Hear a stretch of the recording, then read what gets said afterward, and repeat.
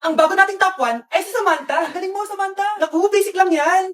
Paano nangyari yun? Pasado kayong lahat, pero may isang bagsak. Si Scarlett, ano kang favorite mo sa Samantha? Pares lang kami ng average, paano ako bumagsak? Di ba sinasagot mo ako? Eh, di bagsak ka ngayon?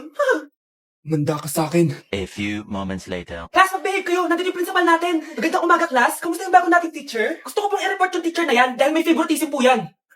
Favoritism? Sinungaling ka, Scarlett? Mabait sa amin si ma'am. Opo, ma'am. Mabait po ako sa kanila. Pantay-pantay lang po yung tingin ko sa kanila. Huwag mo na pagtakpan nanay mo, Samantha. Hala, OMG, magnanay sila. Ma'am principal, pagpasensyahan niyo na siya. Baka di niya alam yung sinasabi niya. Meron ako ebidensya dito, nagpapatunay na binigyan ng sagot ni ma'am si Samantha. At tinawag ng nanay si ma'am. Bawal to sa school natin Kayong dalawa, mag-usap tayo sa principal's office. Ma'am, magpapaliwanag po ako. Ang bago nating top 1 ay si Scarlett. Yes, Scarlett, deserve mo yan. Marami pong salamat, ma'am principal. Alam mo, buti na lang hindi mo na teacher yung nanay mo. Anong sabi mo? Hindi mo ba alam na magkapatid kayo ni Samantha? Iisa lang kayo ng nanay.